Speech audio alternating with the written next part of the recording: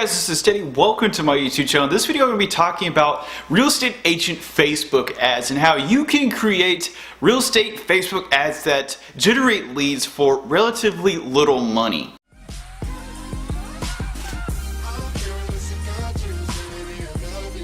Now, I myself have been doing Facebook ads for around 2 years now, and I probably spent thousands of dollars trying to create the perfect Facebook ad. But if you've ever done Facebook ads, you'll know that there's no such thing as a perfect ad. It really comes down to how much you're willing to stay at it and produce an ad that has a great return or will actually generate income from the amount that you spent on it. First thing that you need to do is you need to create an absolutely awesome blog post. It has to be filled with images, pictures, and YouTube videos, and you basically want to create a piece of content so great that people are stunned or amazed at how awesome and useful this content is. You can usually tell this by a blog gets a lot of comments, maybe people stay on the page for a very long time, and you can tell this through your Google Analytics. One thing you also want to realize about your blog post is that you want to niche.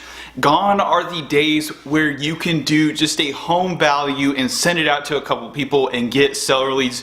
You have to niche on these blog posts. Maybe you are a real estate agent that specializes in beach houses. You would want to do beach houses and you want to maybe even niche it again. So you would do beach houses and then you would do beach houses in a specific subdivision. I actually did a blog post on duplexes that worked out very nicely, and if you want to take a look at it, I'll leave a link down in the description. So once you have this great blog post with all these YouTube videos and all these images, the next thing that you want to do is you want to create what's called an opt-in. Now, an opt-in is really important because people will click your ad, they'll read your content, they'll love your content, but there's no way that you can actually convert these people into business if you don't have their email, their phone number, or some way to contact them. At the end of your blog, basically you put an opt-in form that people can submit their email and their phone number for you to follow up with them later. Here's the other important part about opt-ins is that usually you have to incentivize people to fill it out. So you could offer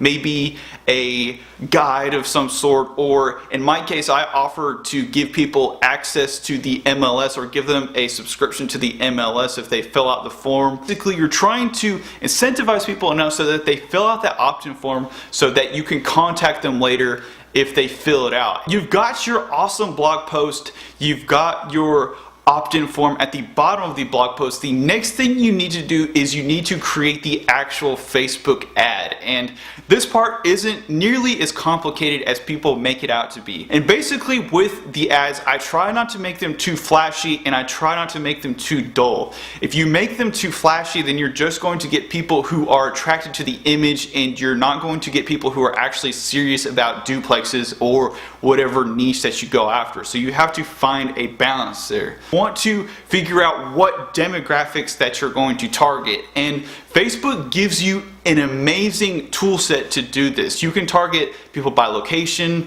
lifestyles, demographics. So in my case, obviously with duplexes, I'm targeting investors. So I go after business owners, CEOs, people in executive positions, other people who've liked Facebook pages like Bigger Pockets, and people who've liked the coastal RIA, or the RIA that I live near, which is basically the Real Estate Investment Association for my area. Basically with your demographics, you don't want to be too broad because you're going to be spending way too much money, and you don't want to be too small because you're not getting the true amount of people that would want to actually click on your ad. Your thing is that you don't want other real estate agents looking at your Facebook ads. So basically what you can do is you can call your local real estate association and get the email list so that you can exclude people that are real estate agents from looking at your ads. Run these ads.